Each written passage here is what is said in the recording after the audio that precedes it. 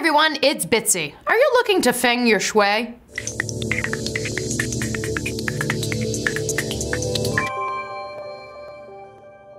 Well, take some time to reevaluate every item in your house, asking yourself if it's something you really need.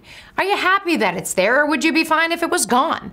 Arrange a charity pickup, hold a stoop sale, or even sell items on Craigslist or eBay. Reducing the clutter can make you some extra cash and create a more peaceful living environment. You still there? Subscribe, please.